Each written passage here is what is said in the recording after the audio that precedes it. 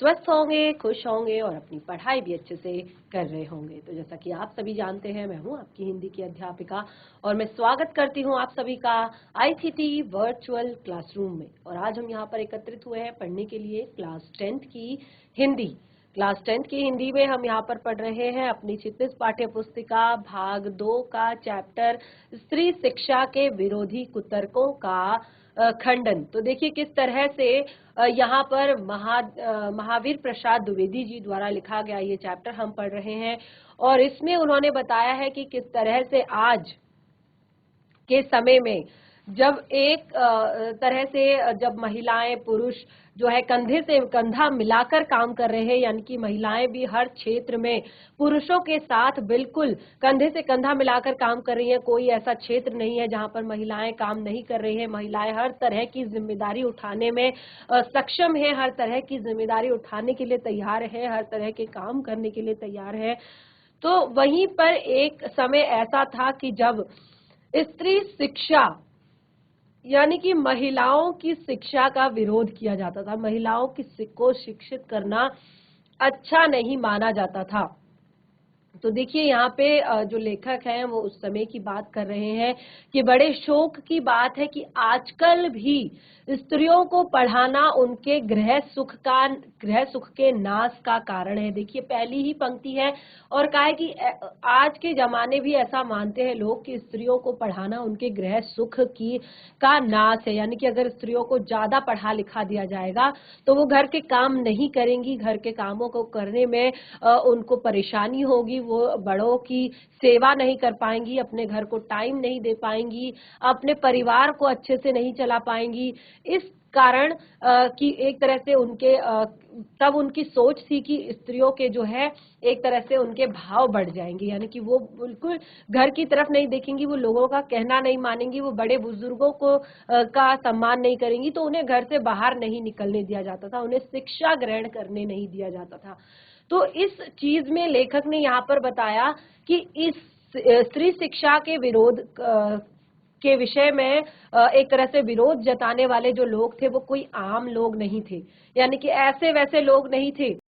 खुद सुशिक्षित लोग, यानी कि जो स्वयं शिक्षित हैं, ऐसे सुशिक्षित लोग जिन्होंने बड़े बड़े स्कूलों में शिक्षा ग्रहण की है, बड़े बड़े स्कूलों में जो पढ़े हैं, वो भी स्त्री शिक्षा के विरोधी थे।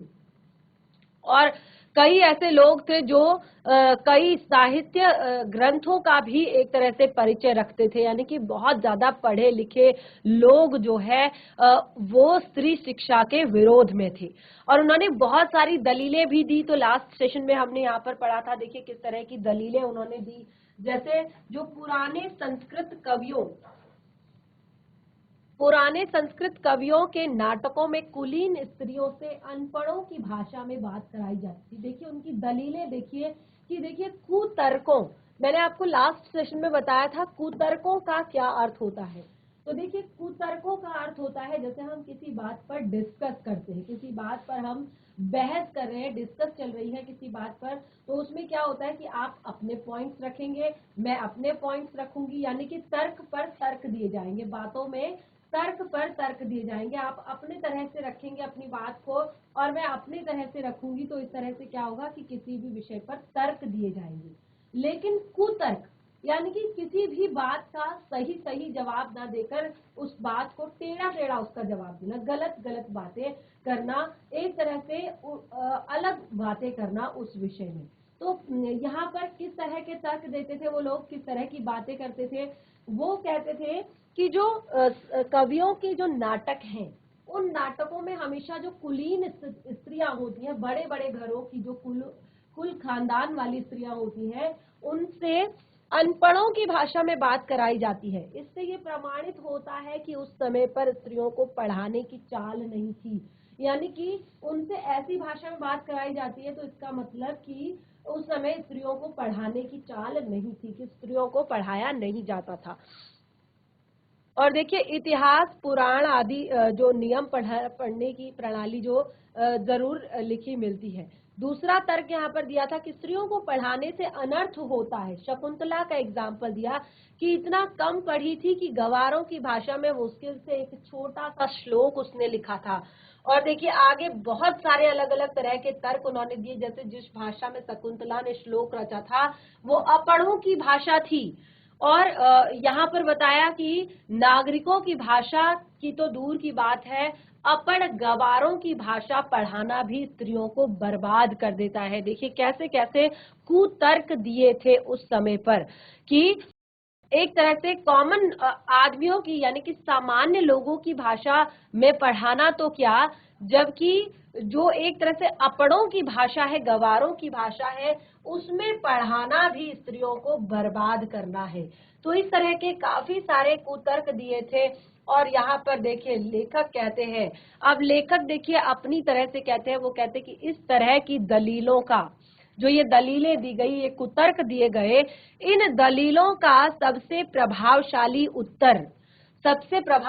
उत्तर है इनकी उपेक्षा करना, इन सभी की उपेक्षा करना। तो लेखक कहते हैं कि तथापि हम भी दो चार बातें लिख देते हैं, यानी कि इनकी उपेक्षा में दो चार बातें हम लिख देते। तो क्या कुछ कहा था कि नाटकों में स्त्रियों का प्रकट बोलना, जैसे उन्होंने पहली लाइन में कहा था कि नाटकों में स्त्रियों को गवारों की भाषा में बात कराया जाता है, और इससे पता चलता है कि उस समय स्त्रियों को पढ़ाना जरूरी नहीं समझा जाता था। तो देखिए क्या रीजन था कि उन्हें नाटकों में प्रकट भाषा में बात कराया जाता था। तो देखिए प्रकट बोलना उनके अनपढ़ होने का प्रमाण नहीं है, कि नाटकों में अगर स्त्रियां प्रकट भाषा में बोल रही हैं तो ये उनके अपढ़ होने का प्रमाण नहीं है। अधिक से अधिक आप इतना कह सकते हैं कि वो संस्कृत नहीं बोल सकती थी। संस्कृत न बोल सकना अपढ़ होने का सबूत नहीं है और न ही गवार होने का। अच्छा, तो उत्तर रामचरित्र में ऋषियों की जो वेदांत वादिनी पत्नियां कौन सी भाषा बोलती थी? ऋषियों की वेदांत वादी जो पत्नियां थी, वादिनी पत्नियां, उनकी संस्कृत कोई गवार संस्कृत थी? भवभूति और कालिदास आदि के नाटक जिस जमाने के हैं, उस जमाने में शिक्षितों का समस्त समुदाय संस्कृत ही बोलता था, और इसका प्रमाण पहले कोई दे ले, प्रकट बोलने वाली स्त्रियों को अपढ़ बताने का, तब वो एहसास करे।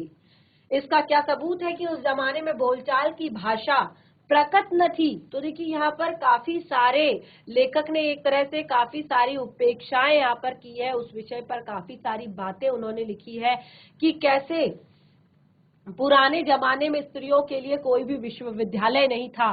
उस समय पर सर्वसाधारण की भाषा संस्कृत न थी, केवल चुने हुए लोग संस्कृत बोलते थे और संस्कृत बोल सकते थे। इसी से उन्होंने उनकी भाषा संस्कृत और दूसरे लोगों तथा स्त्रियों की भाषा को प्रकट रखने का नियम चुना। तो देखिए यहाँ पर कहा है कि पुराने जमाने की स्त्रियों के लिए कोई विश्वविद्यालय नहीं था, फिर भी नियमबद्ध प्रणाली का उल्लेख पुराणों में न मिले तो आश्चर्य क्या। खैर उल्लेख इसका कहीं रहा हो पर नष्ट हो गया हो तो। पुराने जमाने में विमान उड़ते थे, बताइए उनके बनाने की विद्या सीखने वाला कोई शास्त्र। बड़े बड़े जहाजों पर सवार होकर लोग द्वीपांतरों पर जाते थे, यानी कि एक द्वीप से दूसरे द्वीप पर जाते थे। और दिखाइए जहाज बनाने की नियमबद्ध प्रणाली के दर्शक ग्रंथ। पुराण आदि में विमानों और जहाजों द्वारा की गई यात्राओं के हवाले देकर उनके अस्तित्व को तो हम बड़े गर्व से स्वीकारते हैं, यानी कि जो पुराने जमाने में कहते हैं कि जहाज भी थे, ये सारी चीजें थी, तो उसको हम बड़े गर्व से स्वीकार करते हैं। लेकिन फिर हम ये क्यों नहीं स्वीकार करते कि हमारे पास सबूत कहाँ है, हमारे पास क्या सबूत है कि वो हमने बनाए हैं? तो देखिए यहाँ पर बहुत ही जो सारी बातें हैं कि परंतु पुराने ग्रंथों में अनेक प्रगल्भ पंडिताओं के नामालेख देखकर कुछ लोग भारत की तत्काल स्त्रियों को मूर्ख, अपढ़ और गंवार बताते हैं। इस तर्क शास्त्रार्थज्ञता और न्यायशीलता की बलिहारी वेदों को प्राय सभी हिंदू ईश्वरकृत मानते हैं, यानी कि जो वेद है उनको जितने भी हिंदू हैं सब ईश्वरकृत मानते हैं, ईश्वर की रचना मानते हैं, ईश्वर द्वारा रचित मानते हैं। तो यहाँ पर ईश्वर तो वेद मंत्रों की रचना अथवा उनका दर्शन विश्व भरा आदि स्त्रियों से करवावे और हम उन्हें ककहरा पढ़ाना भी पाप समझे। शीला और विद्या आदि कौन थी? वे स्त्री नहीं थी? बड़े बड़े पुरुष कवियों से आदृत हुई या नहीं? शार्ंगधर पद्धति में उनकी कविता के नमूने हैं या नहीं?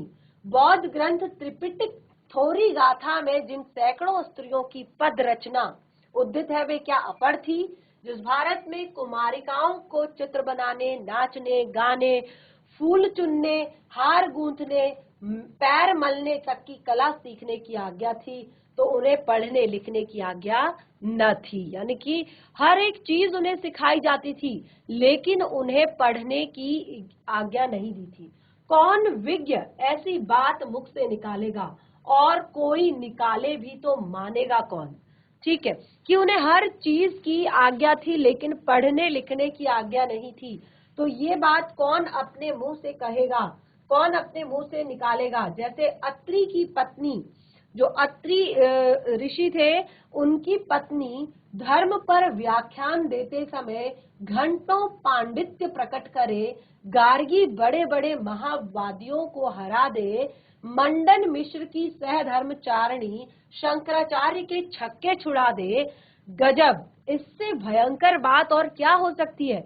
यानी कि जो हमारा पूरा इतिहास, देखिए यहाँ पर सारी एक एक बात लेखक ने लाकर रख दी, जो हमारा पूरा इतिहास है ऋषि मुनियों से लेकर, तो उसमें उन्होंने कहा है कि जब स्त्रियां ये सारी चीजें कर रही थी तो तुमने तब क्यों नहीं कहा कि स्त्री पढ़ी लिखी नहीं है? कैसे आप स्त्री शिक्षा का विरोध कर सकते हैं? देखिए यहाँ पर स्त्रियों के लिए पढ़ना कालकूट और पुरुषों के लिए पीयूष का घूट, ऐसी ही दलीलों और दृष्टांतों के आधार पर कुछ लोग स्त्रियों को अपढ़ रखकर भारत वर्ष का गौरव बढ़ाना चाहते हैं। लेखक ये उस समय की बात कर रहे हैं जब ये 90s की बात कर रहे हैं कि उस समय पर जो कुछ लोग थे भारत के, वो स्त्रियों को पढ़ाना कालकूट और पुरुषों को पढ़ाना पीयूष, पीयूष अर्थात अमृत का घूट मानते थे। और यहाँ पर बहुत सारी दलीलें उन्होंने दी थी और स्त्रियों को अपढ़ रखकर वो भारत का गौरव बढ़ाना चाहते थे। तो देखिए यहाँ पर हमने यहाँ पर कहा कि मान लीजिए कि पुराने भारत की एक ऐसी स्त्री पढ़ी लिखी ना थी, न सही उस समय स्त्रियों को पढ़ाने की जरूरत न समझी गई होगी, अब तो है। यानी कि भले ही उस समय स्त्रियों को पढ़ाने की जरूरत नहीं समझी होगी, लेकिन अब तो है वो जरूरत, तो अतएव हमें उन्हें पढ़ाना चाहिए। हमें सैकड़ों पुराने नियमों, आदेशों, प्रणालियों को तोड़ दिया है या नहीं? तो चलिए स्त्रियों को अपढ़ रखने की, अनपढ़ रखने की इस पुरानी प्रथा चाल को भी तोड़ दें। हमारी प्रार्थना तो यह है कि स्त्री शिक्षा के विपक्षियों को क्षण भर के लिए इस प्रकार कल्पना को अपने मन में स्थान न दे कि पुराने जमाने में यहाँ सारी स्त्रियां अपढ़ थी। यानी कि ऐसी कल्पना भी अपने अंदर आने ना दें कि पुराने जमाने की सारी स्त्रियां क्या थी? अनपढ़ थी। उन्हें श्रीमद् भागवत दशम स्कंद के उत्तरार्ध का 53वां अध्याय पढ़ना चाहिए। उसमें रुक्मणी हरण की कथा है। रुक्मणी ने एक लंबा चौड़ा पत्र एकांत में लिखकर एक ब्राह्मण के हाथ श्री कृष्ण को भेजा था। क्या वह प्राकृत में नहीं था? उसके प्रकट में होने के उल्लेख भागवत में तो नहीं। उसमें रुक्मणी ने जो पांडित्व दिखाया है वह उसके अपढ़ और अल्पज्ञ होने का या गवारपन होने का सूचक नहीं है। पुराने ढंग के पक्के सनातक धर्मावलंबियों की दृष्टि में तो नाटकों की अपेक्षा भागवत का बहुत अधिक महत्व होना चाहिए।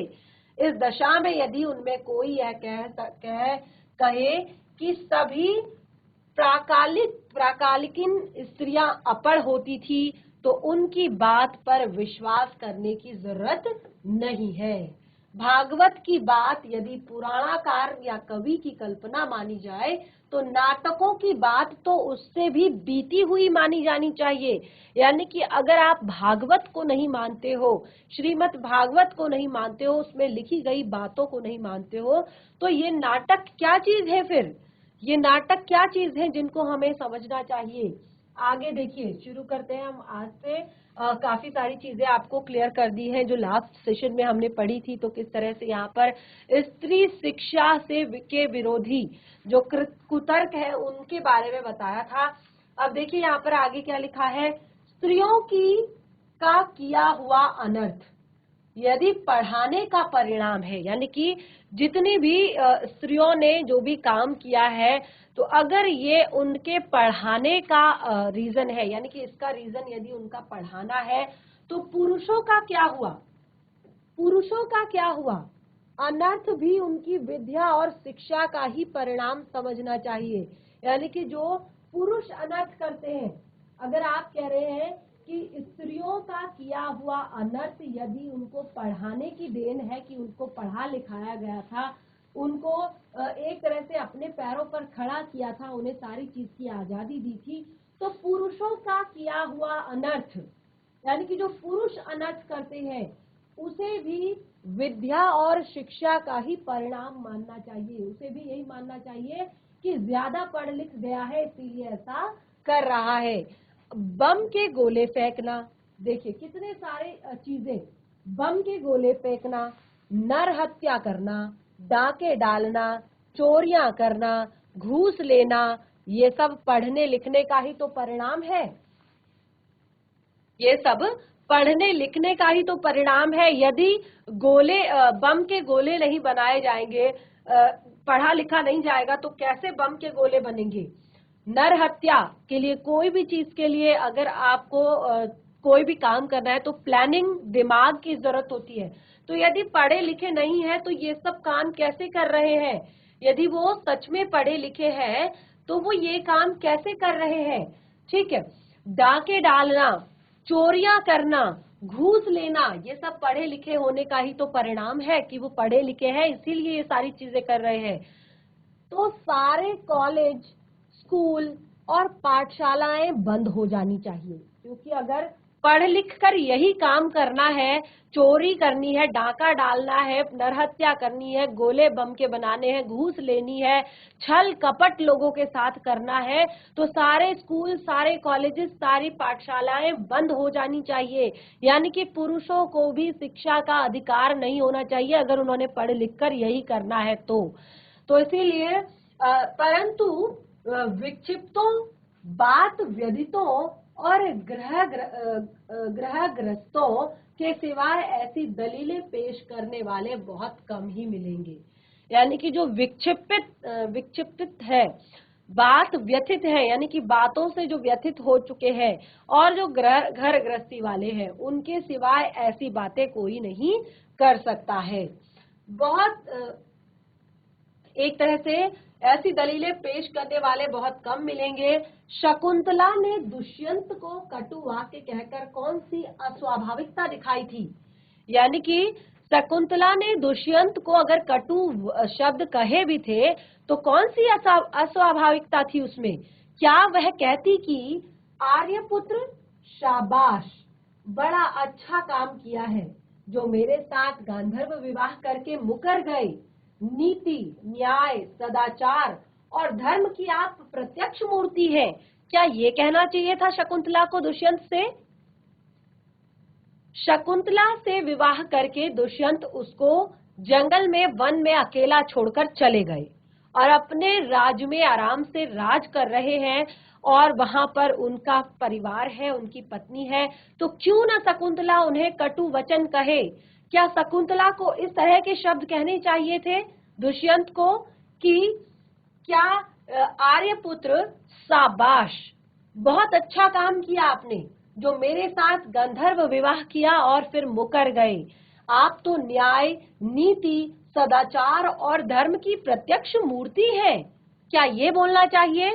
पत्नी पर घोर से घोर अत्याचार करके जो उससे ऐसी आशा रखते हैं, वो मनुष्य स्वभाव का किंचित भी ज्ञान नहीं रखते।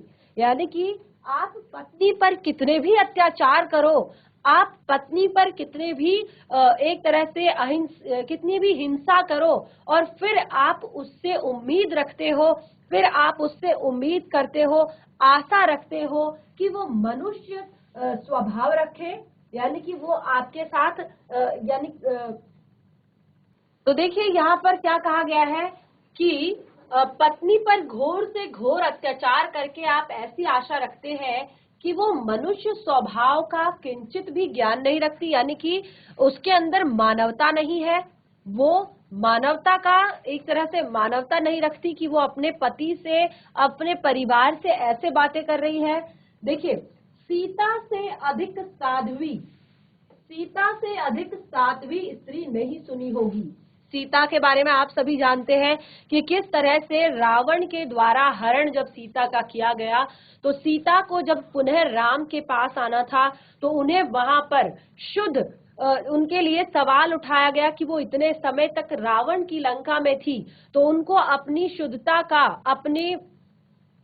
अपनी पवित्रता का परिचय देना होगा और उनको वहां पर अग्नि परीक्षा देनी पड़ी, उन्हें आग में बैठना पड़ा। अग्नि परीक्षा देने के बाद उन्हें अयोध्या वापस लाया गया और अयोध्या वापस लाए जाने के बाद भी वहां पर उनके चरित्र पर उंगली उठाई गई और उनको वहां से भी जंगल वन में भेज दिया गया केवल कुछ लोगों के कहने पर। तो इस तरह से देखिए, सीता के समान अधिक साध्वी आपने नहीं सुनी होगी कि सीता जो है कितनी साध्वी थी। जिस कवि ने शकुंतला नाटक में अपमानित हुई शकुंतला से दुष्यंत के विषय में दुर्वाक्य कहाया है, यानी कि जिस कवि ने शकुंतला से दुष्यंत के विषय में दुर्वाक्य कहाया है, उसी ने परित्यक्त होने पर, यानी कि जब राम ने सीता का त्याग कर दिया, परित्यक्त्या यानी कि परित्यक्त, त्याग दिया सीता को, परित्यक्त होने पर सीता से राम के विषय में क्या कहाया सुनिए।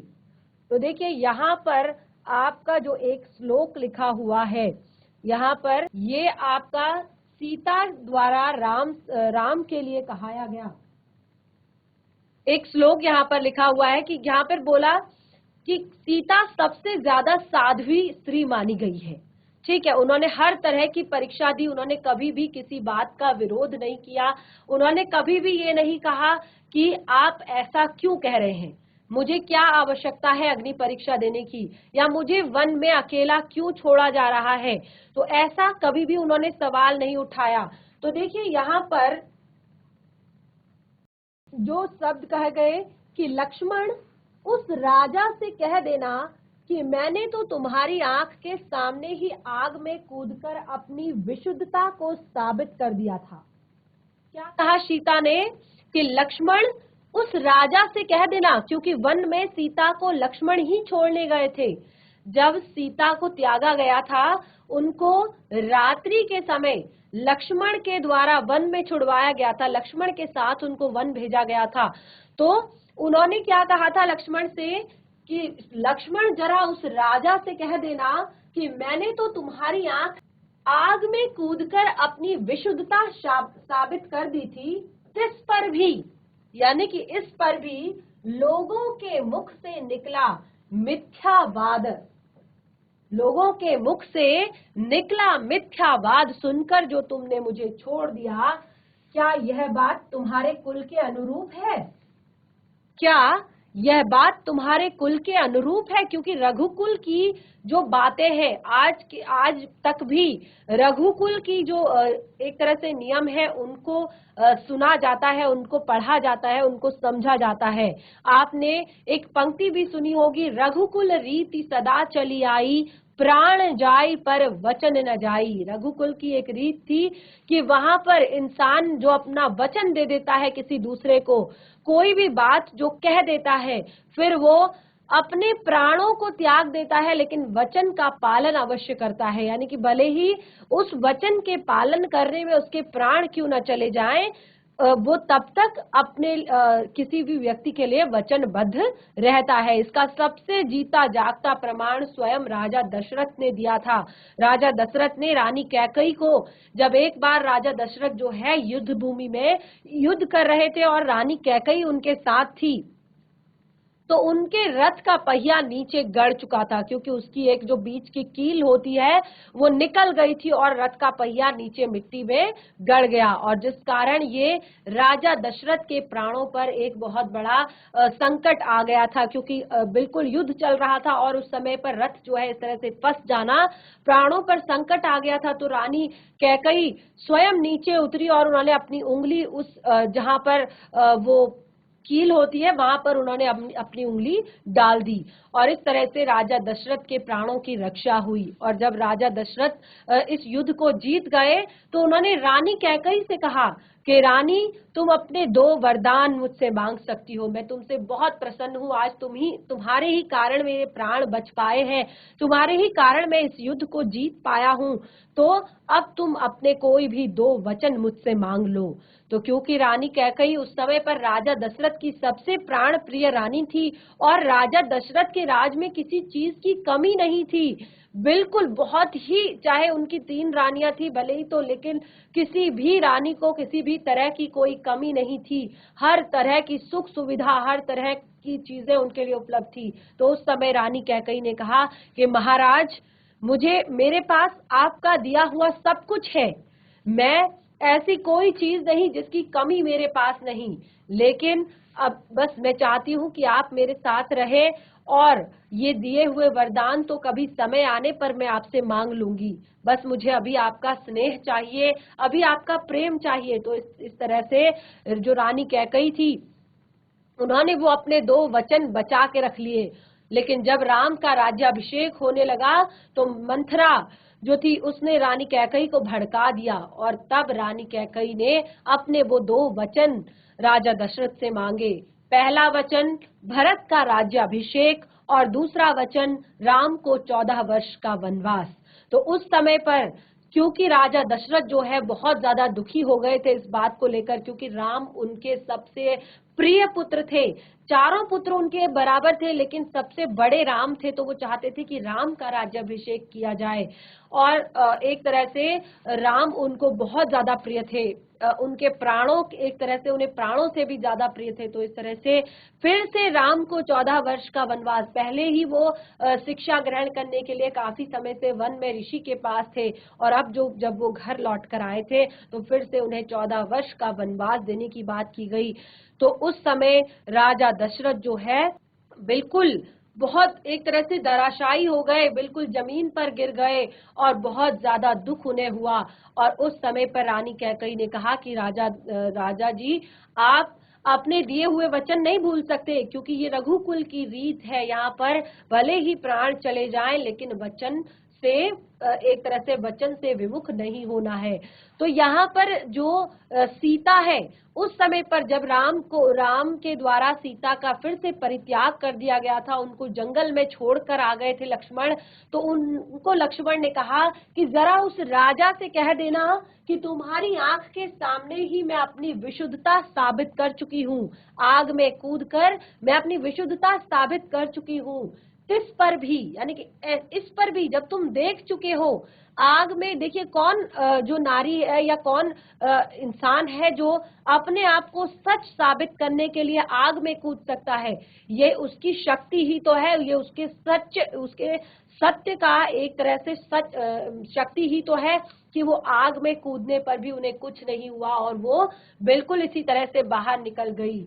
तो तिस पर भी लोगों के मुख से निकले मिथ्यावाद, क्योंकि उनकी प्रजा में कुछ लोग थे जो इस तरह की बातें, यानी कि वो अपनी पत्नी से कह रहे थे कि मैं राजा राम नहीं हूँ जो सीता को रावण के घर पर रखने के बाद फिर से अपने घर पर रख लूं। तो इस तरह की कुछ बातें, कुछ गलत बातें सुनकर तुमने क्या बोलते हैं, मुझे फिर से छोड़ दिया, क्या यह तुम्हारे कुल के अनुरूप है? क्या ये है तुम्हारे कुल की एक तरह से ये तुम्हारे कुल के नियम है?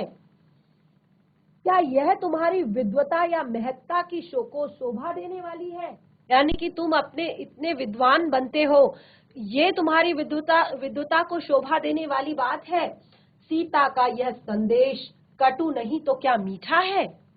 सीता ने भी तो ये संदेश दिया था, तो क्या ये संदेश कटु नहीं है, मीठा है? तो देखिए, राजा मात्र कहकर उनके पास अपना संदेशा भेजा था, उन्होंने राजा मात्र कहकर कि उस राजा से कह देना, राजा मात्र कहकर उन्होंने संदेशा भेजा था। यह उक्ति न किसी गवार स्त्री की, किंतु महाब्रह्म ज्ञानी राजा जनक की लड़की और मनवादी महर्षियों के धर्म शास्त्रियों का ज्ञान रखने वाली रानी की थी। यानी कि ये जो पंक्ति थी ये किसी अनपढ़ स्त्री की नहीं थी, ये किसी गवार स्त्री की नहीं थी, ये महाज्ञानी राजा जनक की पुत्री और मनवादी स्त्रियों महर्षियों के धर्म शास्त्रियों का ज्ञान रखने वाली रानी की थी। देखिए आगे यहाँ पर एक और जो श्लोक लिखा हुआ है, नृपस्य वर्णाश्रम पालनम यतम तस एव धर्मो मनुना प्राणितः। सीता की धर्म शास्त्रता का प्रमाण वही आगे चलकर कुछ ही दूरी पर कवि ने दिया है।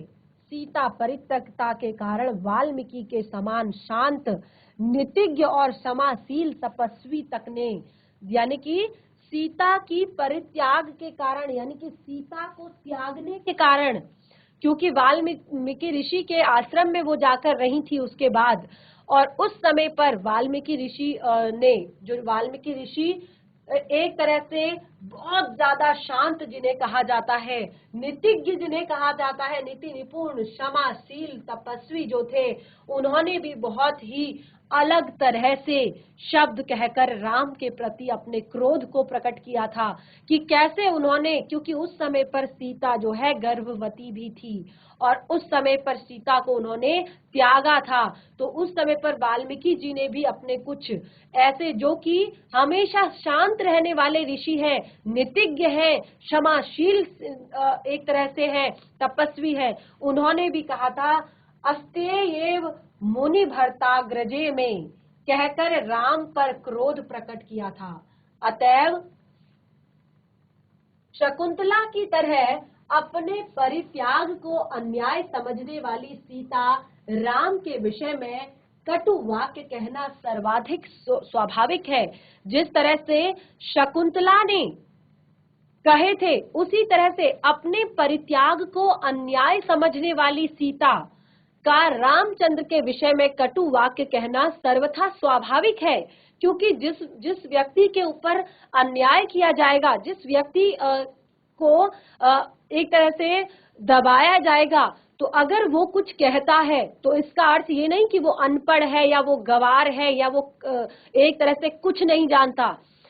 तो यहाँ पर यह न पढ़े लिखने का परिणाम है, ना ये न पढ़े लिखने का परिणाम है, ना ही ये गवारपन का और ना ही ये अकुलीनता का। अभी आप देख सकते हैं सीता के बारे में आपने देखा, तो सीता ज्ञानी पिता की पुत्री है, स्वयं ज्ञानी है, और पढ़ी, ये जो उन्होंने बातें कही है, ये ना तो न पढ़े लिखे होने का परिणाम है, ना ही किसी गवारपन का है, और ना ही अकुलीन यानी कि जिसका कोई कुल खानदान न हो। सीता कितने बड़े कुल की बेटी है, कितने बड़े कुल की बहू है, ये आप सभी जानते हैं। पढ़ने लिखने में स्वयं कोई ऐसी बात नहीं जिससे अनर्थ हो, यानी कि पढ़ लिख कर आदमी अनर्थ नहीं करता, व्यक्ति अनर्थ नहीं करता, यानी कि पढ़ने लिखने में ऐसी कोई बात नहीं है कि पढ़ लिख कर अनर्थ हो जाएगा। अनर्थ का बीज तो उसमें हरगिज नहीं है। अनर्थ पुरुषों से भी होते हैं, ऐसा नहीं कि पुरुष ने पढ़ लिख लिया तो वो अनर्थ नहीं करेंगे। अनर्थ पुरुषों से भी होते हैं, अपढ़ों और पढ़े लिखे दोनों से होते हैं। पढ़े लिखों से भी हो जाते हैं और अपढ़ों से भी हो जाते हैं। अनर्थ दुराचार और पापचार के कारण ही होते हैं। अनर्थ हमेशा दुराचार और पापचार के कारण होते हैं, और वे व्यक्ति विशेष का चाल चलन देखकर भी जाने जा सकते हैं। यानी कि किसी भी व्यक्ति के व्यक्तित्व को देखकर ही आप बता सकते हैं कि ये अनाचारी है या सदाचारी है या दुराचारी है। ठीक है, अतएव स्त्रियों को अवश्य पढ़ाना चाहिए। अतएव स्त्रियों को अवश्य पढ़ाना चाहिए। जो लोग ये कहते हैं कि पुराने जमाने में तो स्त्रियां न पढ़ती थी, जो लोग ये कहते हैं कि पुराने जमाने में तो स्त्रियां न पढ़ती थी, अथवा उन्हें पढ़ने की नुमानियत थी, वे या तो इतिहास से अभिज्ञता नहीं रखते या फिर जानबूझकर लोगों को धोखा देते हैं। यानी कि जो लोग आज भी ये कहते हैं कि स्त्रियों को नहीं पढ़ना चाहिए, स्त्रियों को नहीं लिखना चाहिए, शायद वो इतिहास को नहीं जानते हैं, शायद वो हमारे इतिहास से अनभिज्ञ हैं, या फिर वो जानबूझकर लोगों को धोखा देते हैं, जानबूझकर वो लोगों को धोखे में रखते हैं ताकि ये पढ़ लिख कर अपने प्रति हो रहे अत्याचार के लिए आवाज न उठा सके, ये पढ़ लिख कर अपने लिए जो गलत हो रहा है उसका विरोध न कर सके, ये पढ़ लिख कर आपके अत्याचारों को के प्रति आवाज न उठा सके। तो इसीलिए लोगों को धोखे में रखा जाता है, इसीलिए लोगों को कहा जाता है कि स्त्रियों को नहीं पढ़ाना चाहिए। समाज की दृष्टि में ऐसे लोग दंडनीय हैं। आजकल समाज की दृष्टि में ऐसे लोग दंडनीय हैं जो स्त्री शिक्षा का विरोध करते हैं, स्त्री शिक्षा के विरोध में कुतर्क देते हैं, क्योंकि स्त्रियों को निरक्षर रखने का उपदेश देना समाज का अपकार है और अपराध करना है, समाज पर अपकार और अपराध करना है, समाज की उन्नति में बाधा डालना है। अगर स्त्रियां पढ़ी लिखी होंगी, देखिए क्या कहा जाता है कि बच्चे की पहली पाठशाला होती है उसका घर, और बच्चे की पहली शिक्षिका होती है उसकी स्वयं माँ। यानी कि बच्चे का परिवार उसका पहला विद्यालय है और उसकी पहली शिक्षिका होती है उसकी माँ। जितने भी स्कूल जाने से पहले जितनी भी चीजें वो सीखता है, चाहे बोलने से लेकर, चलने से लेकर, खाने के मैनर्स से लेकर, देखिए बच्चे हैं, ऐसा नहीं है कि वो घर से ही सर्वगुण संपन्न बनकर जाएगा। बच्चा है, जितनी उसकी एक तरह से कैपेसिटी है चीजें सीखने की, उतना वो सीखता है। अगर उसको अच्छी चीजें सिखाई जाए, अच्छी बातें बताई जाए, अच्छे मैनर्स दिए जाए, आपने देखा होगा कि हमेशा बच्चों को प्रणाम करना सिखाया जाता है, बड़ों से कैसे रिस्पेक्ट से बात करते हैं वो सिखाया जाता है, या स्कूल में जाकर उन्हें टिफिन कैसे खाना है, कैसे बैठना है, कैसे उन्हें वॉशरूम जाना है, कैसे उन्हें अपने हैंड वॉश करने हैं, छोटी छोटी चीजें घर पर उनकी माँ उन्हें सिखाती है। एक तरह से माँ जो है बच्चे की पहली शिक्षिका होती है। तो एक माँ का, एक स्त्री का पढ़ा लिखा होना बहुत ही ज्यादा जरूरी है। सबसे पहले कैसे उसके स्वास्थ्य का ध्यान रखना है, किस समय पर उसका मानसिक विकास ज्यादा होगा, किस समय पर उसका शारीरिक विकास ज्यादा होगा, क्या चीजें उसके लिए फायदेमंद है, उसकी सेहत के लिए, उसकी ग्रोथ के लिए, उसके एक तरह से बौद्धिक स्तर को बढ़ाने के लिए। तो ये सारी चीजें एक माँ, एक स्त्री तभी अच्छे से कर पाएगी जब वो पूर्ण रूप से शिक्षित होगी। तो स्त्री शिक्षा के विरोध में जो कुतर्क दिए जा रहे हैं उनका खंडन यहाँ पर लेखक महावीर प्रसाद द्विवेदी जी बहुत अच्छे से कर रहे हैं, और आगे भी हम कुछ और चीजें इस पाठ में समझेंगे। फिलहाल आज का जो सेशन है वो हमारा यहीं पे समाप्त होता है। तब तक के लिए धन्यवाद। आपका दिन शुभ हो।